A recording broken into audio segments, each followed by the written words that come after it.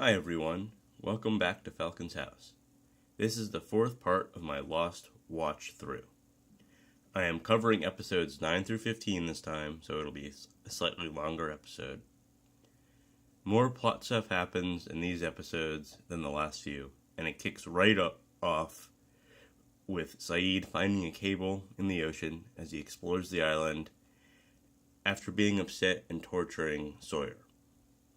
After following the cable into the jungle, he gets caught in a trap and is then knocked unconscious. When he comes to, he's tied to a chair and getting shocked by a lady who turns out to be the Frenchwoman. She keeps asking him where Alex is, and he keeps telling her that he doesn't know. We get some flashbacks for Saeed, where he is still in Iraq, and is tasked with extracting some information from a young woman. The prisoner's name is Nadia, and it turns out that she is someone that Saeed knew as a kid and was friends with. She is also the person that Saeed carried a picture of when he's on the island. After a month of not being able to extract information from her, he is told that he has to execute her. Instead of doing what he is supposed to do and doing that, he finds a way to help her escape. And so he tries to get her out of the building, he gets caught, he then shoots the other person, and then shoots himself, and then she runs off. And he, after that, doesn't know whether or not she actually escaped and lived or died. Back on the island, he helps Rousseau, who is the Frenchwoman, fix a music box that her husband had given her, and this gives him an opportunity to escape once she hears noises up atop, maybe an elephant, and goes to investigate. He grabs a gun that she had lying around and is able to get the drop on her. And then she finds out that she had removed the firing pin and the gun's unable to fire when he tries to shoot it. And she says that her husband also made the same mistake. Find out that she killed her husband and the rest of the science team that had been shipwrecked on the island because she says they had been infected with a disease that he hadn't started showing symptoms yet, but that there was a risk that because of the others, that she says, that they have a disease. Saeed is able to convince her that he can leave, but that she won't come with him, and he starts going back to the group to tell them what he found. He also had stolen some documents from her, like some maps and some other things. It's hard to tell whether or not Rousseau is actually crazy, or she's telling the truth and there is another group of people and they're potentially dangerous. The group of people from the plane crash should prepare for the worst and start practicing and keeping an eye on things and having guards and things, I think. The next episode, Saeed returns to the group, injured, and tries to warn them, but they just dismiss it as a crazy lady telling stories. Claire has bad dreams about her baby 2 nights in a row. One where she's in the forest and she goes and there's a crib there and there's something wrong with the baby. And the second one, she thinks she's being attacked, that somebody's grabbing her from behind, and she wakes up screaming. This kicks off a quest by Hurley to create a census of everyone on the island and where they are from, and presumably where they are staying at the beach or in the caves, so they can get more information. He's able to get the flight manifest from Sawyer and is able to compare all the names. The flashback that we have is for Claire finding out that she's pregnant and her boyfriend is wanting her to keep it even though she's having second thoughts. Her friend convinces her to go to a psychic for fun, and he is able to tell that she is pregnant even though she only found out 2 days ago and hasn't told anybody else about it. He then stops the reading after becoming scared of something that he saw and gives her money back and tells her to get out, and is quite forceful. Some time passes, and her boyfriend decides that he is not ready to be a father and leaves, and since she didn't really want the baby to begin with, she says it's too late for that, but now she's thinking about giving the baby up for adoption. She goes back to the psychic, and he gives her a reading and tells her that she needs to be the one to raise the child, that her goodness will protect it. She doesn't agree, and she says she's going to give the baby up for adoption. She gets hounded by him for months, and he keeps calling her and telling her that she needs to be the one to raise the child. And she tells him no, and then he tells her that he has another plan, and that she needs to come see him. She says no, that she has to go. She's going to a meeting with some people for an adoption, and that she's not going to do that. When she gets to the place for the adoption, she starts signing the papers, and they start telling her about all the benefits she'll have, and they're going to pay for her to stay and give her some cash. She decides that she can't go through with it, that she wants to go listen to what the psychic has to say, and so she goes to him. He then tells her that he found a couple in LA that will allow him to, that she should allow to adopt the baby, and she has to leave immediately on a specific flight, and he gives her a plane ticket, and he says, and get $6,000, and so there'll be another $6,000 waiting for her when she gets there. It seems like he actually knew that there was going to be a plane crash, because it seems to be a real psychic, and that this will force her to raise the baby on her own.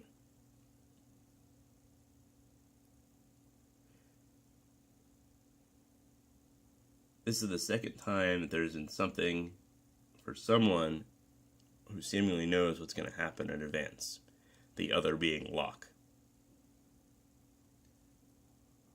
Hurley finds out that one of the people in the group, Ethan, is not on the flight manifest, and so that he wasn't on the plane to begin with, and that is somebody else who is already on the island and has successfully snuck into the group.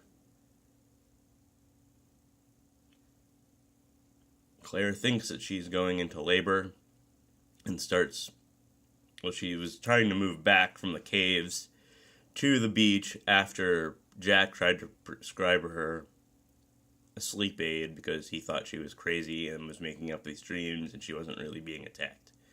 And during that time, she thinks she's going into labor and Charlie's with her. And then Ethan shows up and presumably attacks them. And that's how the episode ends. In the next episode, Claire and Charlie are kidnapped by Ethan, and so Jack, Locke, Boone, and Kate go out looking for them. Initially, we are led to believe that the only person capable of tracking them is Locke, but later on we find out that Kate is also a decent tracker and is able to track. So they split off into two groups, with Locke and Boone, and Kate and Jack. Jack falls down a ravine after he hears some noises and is trying to climb up a small hill, and he slides down, and it's raining, and then Ethan shows up and starts beating him up, and tells him that if he continues to follow Ethan, he'll have to kill one of the prisoners. So soon, he doesn't listen to them, and he keeps following, and soon after they come across Charlie, who's been hanged from a tree, lifeless, and so they try to cut him down. It takes a little while, and he's unconscious.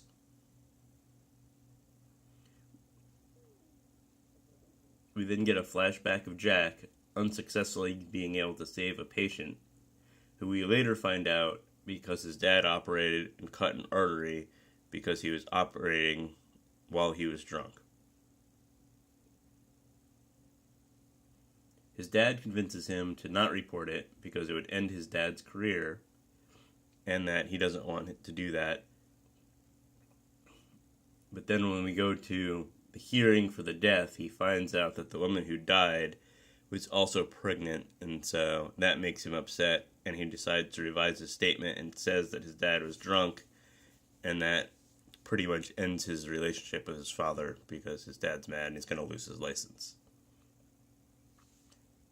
Back on the island, Jack performs CPR, fairly poorly and probably for too long, but is able to revive Charlie, who I would assume would have brain damage after being out for so long.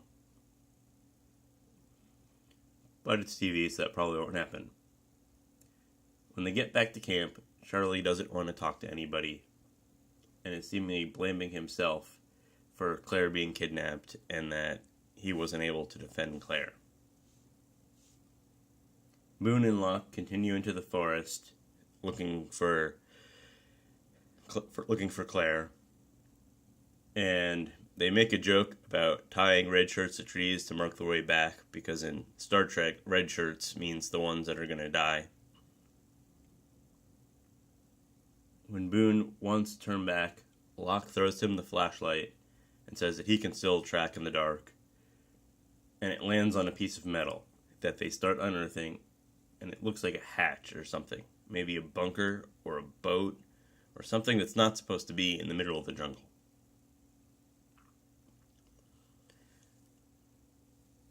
Sawyer and Kate find a small pond and go swimming, and while swimming, they see two seeds from the plane and where they are. And they swim down underneath, and it's two bodies, and there's also a case, and Kate says that the case belongs to her, and so they are able to free it. But she doesn't have the key, and they're unable to open it. And Sawyer says it doesn't actually belong to her if she doesn't have the key, and that he's going to take it. And she kind of agrees to that, even though she wants the case. She then tries to get the case back from him multiple times, but is unsuccessful. Eventually, she's able to get Jack to help get Sawyer to give her the case, and Jack says he'll do it on the thing that he will help her open it, and they'll open it together because he knows where the key for the case is.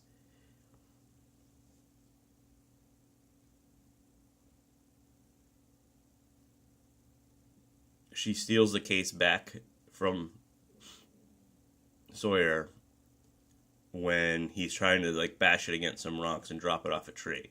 So that's how she actually gets the case back from him, and then Jack helps her open it.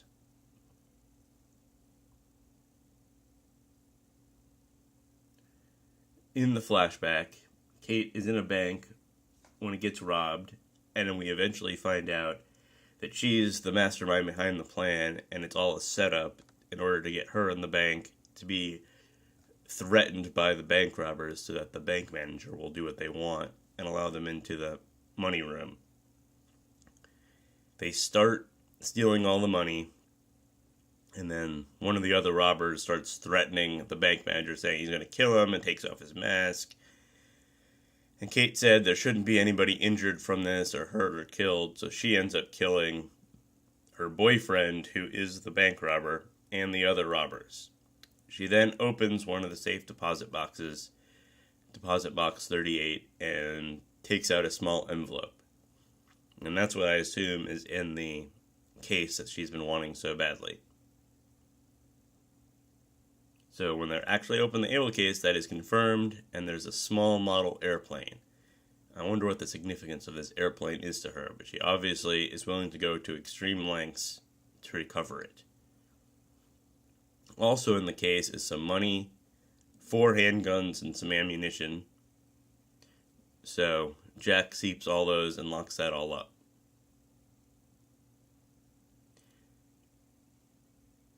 Saeed has asked Shannon to help him translate Rousseau's maps because she's the only one that speaks French. And she says that Boone put him up to it because Boone thinks that she's useless and she needs something to do. Saeed says it's not the case, and that she's the only one who can speak French, and she needs the help, and he needs the help. Eventually she's able to help him, and they found out that there's a song that Rousseau has been writing in the maps about the stars, but they're able to make some progress because of that. Locke and Boone continue to dig up the hatch, but Shannon gets suspicious when they stop bringing back food for people to eat. Like, they haven't caught a boar in a week. And so Boone plays it off like a joke, like it's getting harder to catch the boars, because he doesn't want to tell her what's going on. In the flashbacks, Shannon calls Boone for help because her boyfriend is abusing her. And Boone shows up and she has a bruise on her face. And then he goes out to meet her boyfriend and offers him $25,000 if he leaves and never comes back. He says $50,000 is more the price that he was looking for. Boone says that this is the third person he has paid off to leave because he has to protect her. He then goes back to the house after giving them the money to get Shannon, and he realizes that he showed up early and that it was all a setup by Shannon, and she wasn't really injured. Her boyfriend wasn't abusive. It was just a ploy to get money from him. She says, so then he leaves and goes back to his hotel, and then she shows up and says that her boyfriend ran off with the money and did exactly what he wanted her to do. And that the reason why he keeps showing up to paying off her boyfriends is that Boone is in love with Shannon. So they get really close and they start making out and they end up having sex. And this explains a lot of why Boone is really angry that Saeed and Shannon are getting close, because he's jealous.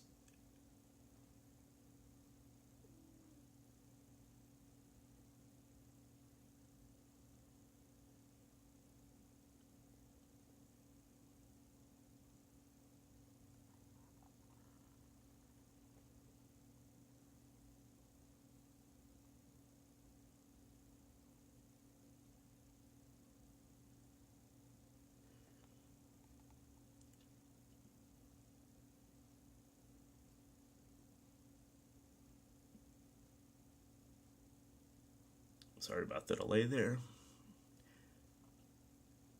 Boone is wanting to tell Shannon about the hatch, but Locke doesn't want him to.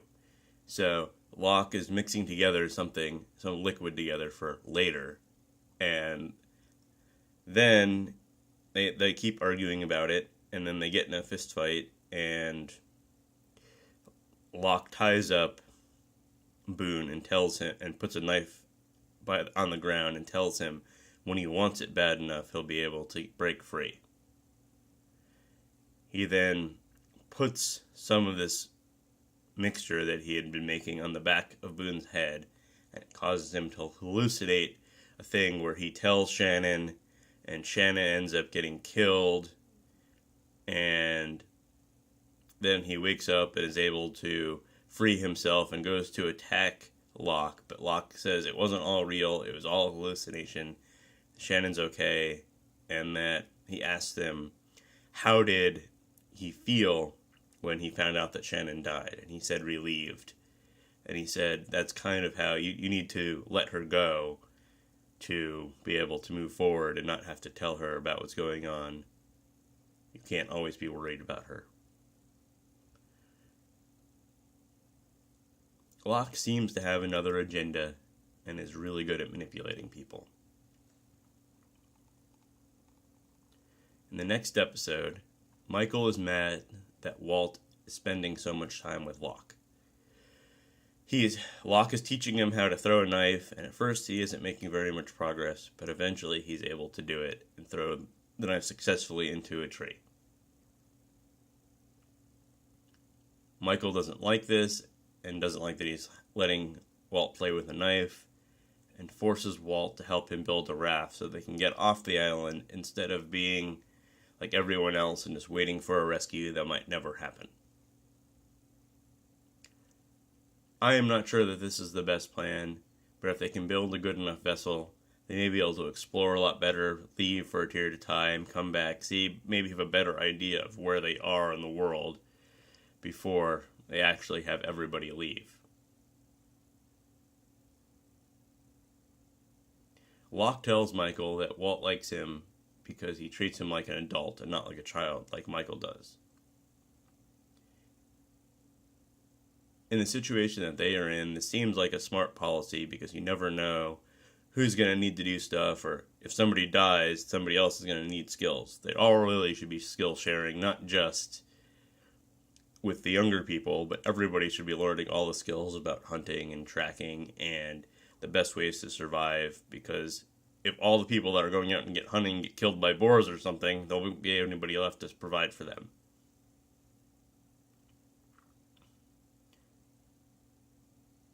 In the flashback, we find out why Michael treats Walt the way that he does. Walt's mom is in law school, and Michael took a construction job to support them and gave up being an artist for it. Walt's mom becomes a lawyer and gets a job in Amsterdam offered by somebody else. And so she says she's going to take it, and she's going to take Walt with her, and Michael's going to stay where they live, and that they're going to try being on a break in their relationship. Once she gets there, he finds out that she's in a relationship with the guy that recruited her, and that they're over. He gets really mad on the phone because she won't let him talk to Walt, and he storms off and into traffic and gets hit by a car. While he's in recovery, he's drawing pictures to send to Walt, and then she shows up and doesn't bring Walt with her, but says that she's gotten married to this guy and that he wants to adopt Walt, and that she's going to pay for Michael's medical bills if he agrees to this. Well, she doesn't really say that, but he agrees to it anyway.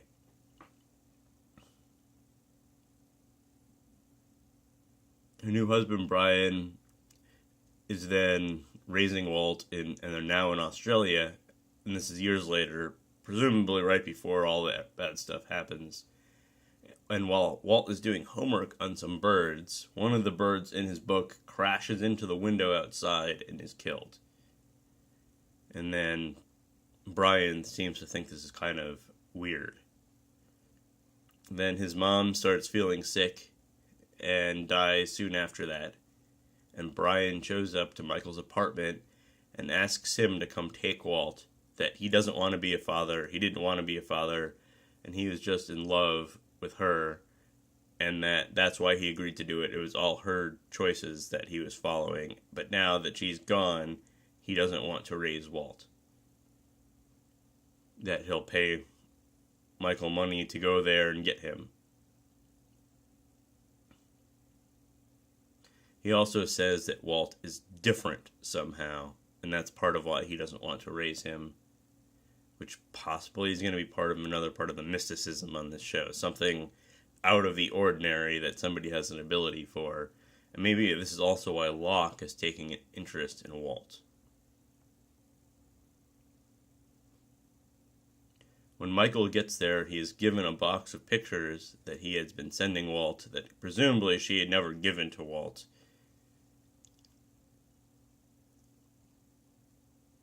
Walt thinks that Michael didn't care about him and just ignored him, and he tries to explain that he did care about him, and he can take the dog, but they have to go live, and that Brian loves him very much, but because he's the father, it's up to him, and he's gonna take Walt. Back on the island, Walt and Michael are building the raft, and Walt sees Locke and Boone going off into the forest and kind of gets mad about the fact that he's not allowed to hang out with them. And so he says he's going off to get water, and he walks off into the forest. And then the dog starts barking, and then he gets attacked by a polar bear and hides in a banyan tree. And then Michael runs off looking for him, and then Locke shows up to help. And eventually they find him and climb over from another tree over the top and are able to get into where he's hiding from the bear, and the bear's trying to attack him. And they're able to tie Walt to a vine and pull him up, and then Michael stabs the bear and the bear runs off. It's the second polar bear we've seen on this island, and it's kind of weird that they all exist. When they get back to camp, Michael gives Walt the drawings that he had drawn when Walt was growing up, that Walt had never seen before, and it kind of changes how Walt sees him as somebody who actually did care about him, but he was being kept away. And when Locke and Boone are out in the forest, in the jungle, not the forest, they find Claire stumbling back. Claire is back at camp now, but is unable to remember anything after the crash. The last thing that she remembers is crashing from the plane. And then Jack tells her that they were all in this plane crash. But she doesn't remember her relationship with Charlie or anything else. Charlie's been trying to find her diary and eventually gets it and reads about how much that she likes him and how he treats her and is a good person and a good friend. In the past, Charlie is a drug addict and hatches a plan with his dealer to rob a rich girl's family and is pretending to date her. So they have a setup at a bar where he introduces himself and they use the drive shaft thing to be like he's a famous person. And then it cuts off to dinner with her and her father as he talks about drive shaft, and then eventually he realizes that drive shaft doesn't have a future because he hasn't seen his brother in over a year and his brother has a kid. And so the father offers him a job selling copiers. His drug dealer isn't happy that he's just taking this normal job instead of doing what he's supposed to do and finding something of value that they can steal and sell for money to pay for all these drugs, and tells him that he's going to cut him off and that good luck doing this job when he's going through withdrawals. So a few days go by and it's the first day of his job and he's going through withdrawals and he's figuring out, he just says he's nervous, but he sees a flask that the girl's father had bought from Winston Churchill's, that used to be owned by Winston Churchill, and he steals it. She then tells him that she's going to drive him to the job, so he actually has to go and try to sell copiers. And he's going through bad withdrawals, and he's unable to remember exactly how everything goes, and he ends up throwing up into the copier, and then they end up calling an ambulance and find out they had this flask on him. And it cuts away back to him trying to beg her for forgiveness, and she says he's just another junkie.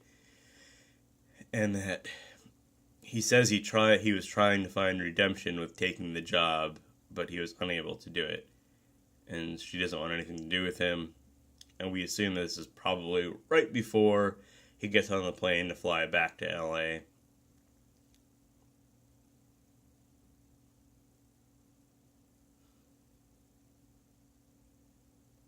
Charlie goes back into the jungle and is approached by Ethan, who says that he needs him to bring Claire back because it's important, and that if he doesn't do it, he's going to start killing people. Charlie goes back to the group to warn everybody, and they start setting up a perimeter and guards and sharpening sticks and having knives and having a watch 24 hours a day of the 2 different camps to make sure that nobody gets killed. This is probably something they should have done after Claire and Charlie went missing, because they obviously know there are people that are dangerous out there between Rousseau and Ethan. So this probably shouldn't have waited until they're actually threatened in order to do it. Even though they have all this, Ethan's able to kill one of the people. Turns out to be a red shirt that we haven't heard of before, Steve.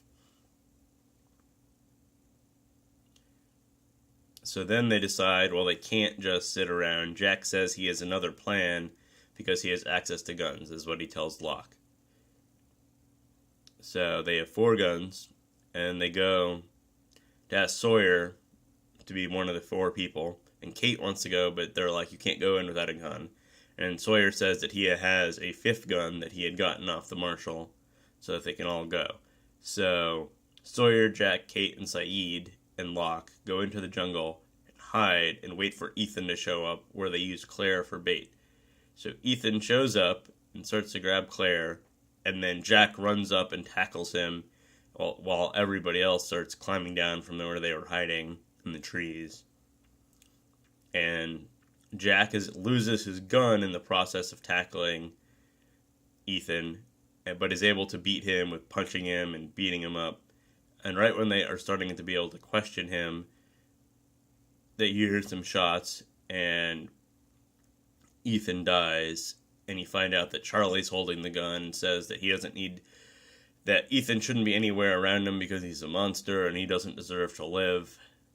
It seems like Charlie is projecting his past of not being able to protect the girl that he was interested in because he was a drug addict, and now he's able to protect Claire. He then says that there's nothing that they would have been able to get from Ethan, that he probably wouldn't have talked.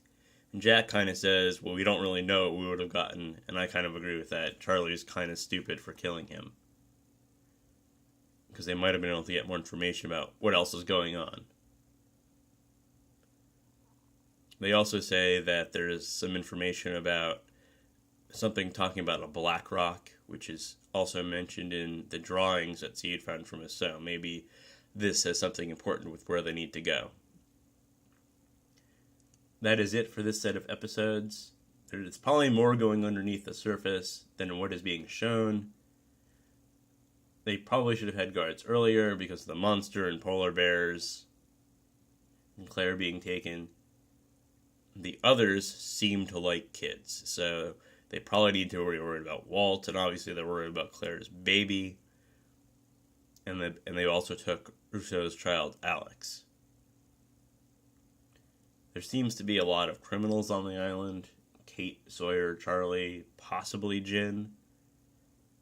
Please like and subscribe, and let me know if the comments, if audio only, or me talking to the camera is better. Thanks.